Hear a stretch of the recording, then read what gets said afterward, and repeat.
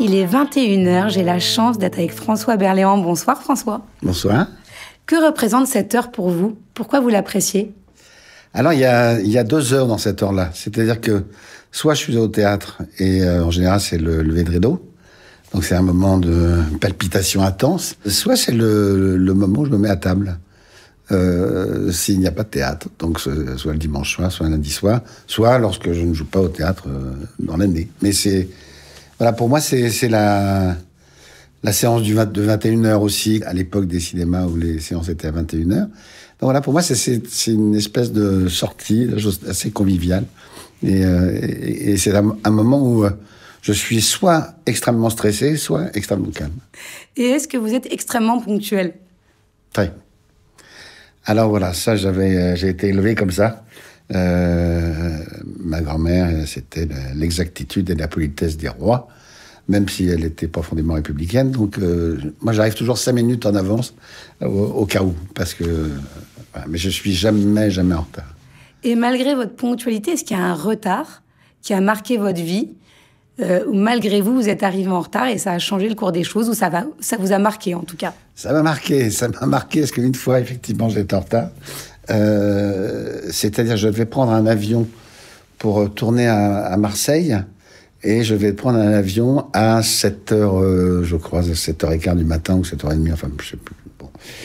Et j'arrive à Orly dans les temps, sauf qu'il y avait une foule immense à la palpation, et j'ai loupé l'avion. L'embarquement était terminé à 2 minutes, quoi. Et il se trouve que je tournais dans l'après-midi. Et ça m'a coûté une fortune, parce que tous les vols étaient complets. Et finalement, j'ai dû prendre une carte d'abonnement à Marseille, alors que je n'allais jamais à Marseille. Donc j'allais à Marseille uniquement pour faire cette journée de tournage. Et donc ça m'a coûté le prix d'un abonnement. Et dans ces cas-là, j'étais prioritaire, mais j'étais pas sûr. J'ai pas eu le prochain, j'ai eu celui d'après. Et là où c'est extraordinaire, c'est que je n'ai pas tourné finalement sur le Grand Âge. Donc j'étais absolument fou de rage. Enfin bon, bah, c'est comme ça. Quel rapport vous entretenez avec le temps? C'est votre ami? C'est votre ennemi? Alors, très bizarrement, avec la notion de temps, il y a la notion de mort qui arrive. Donc, j'ai 70 ans. Donc, voilà, bon, la mort se rapproche, évidemment, à chaque heure qui passe. Mais très bizarrement, j'étais très angoissé étant jeune par la mort. Et maintenant, je ne vais pas dire que je suis indifférent, mais j'y pense de moins en moins. Parce que je sais que peut-être parce que c'est inéluctable et que c'est là, bientôt. Mais, je sais pas, je suis très calme par rapport à ça. Donc, le temps qui passe, en fin de compte, c'est un temps d'action parce que j'ai besoin de faire beaucoup de choses.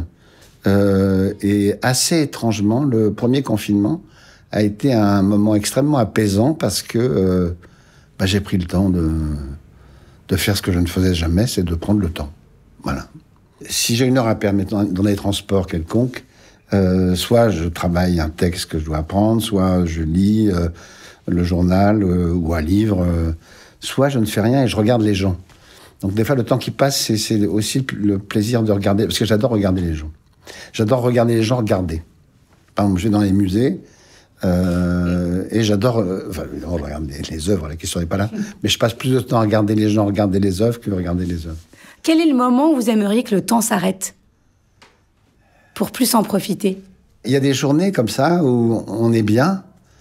Alors, pas souvent, hein, on n'est pas souvent bien, mais il y a quelques journées où tout à coup on se dit mais pourquoi cet instant ne s'arrête pas? Parce que c'est que du bonheur, c'est tout à coup des gens sympathiques qu'on rencontre, un coup de foudre, le temps s'arrête, quoi. Tout à coup les enfants qui vont bien, qui ont des bonnes notes à l'école, qui font pas la tête pour une fois.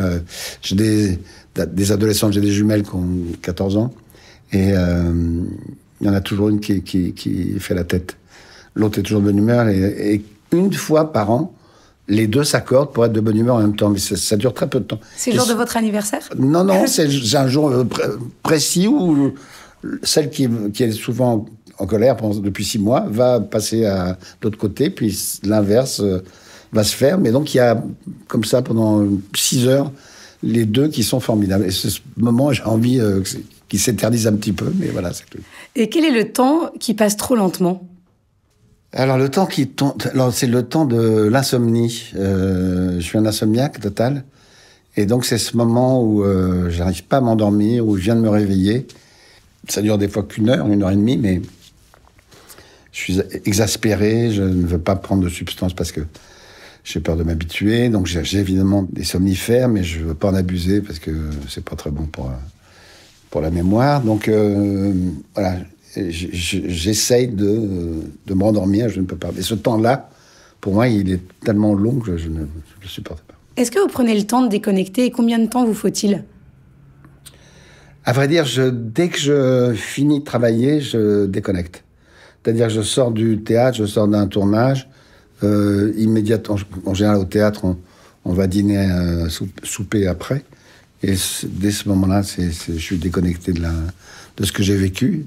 Et puis pareil, à l'inverse, dès que je rentre dans ma loge, je me reconnecte avec ce que je dois faire. Est-ce que vous prenez le temps de voyager?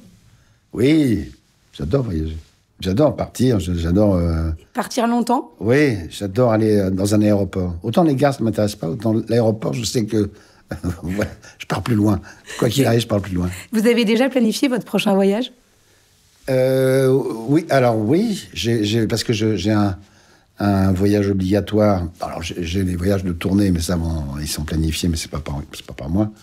Mais mon prochain voyage que je fais sûr, parce que là je travaille jusqu'à fin avril, c'est le 23 avril, je pars, le lendemain de mon anniversaire, je pars à Marbella et je fais un jeûne de 15 jours. Je ne suis pas dans la méditation, mais je suis dans le calme. C'est-à-dire dans la fameuse clinique?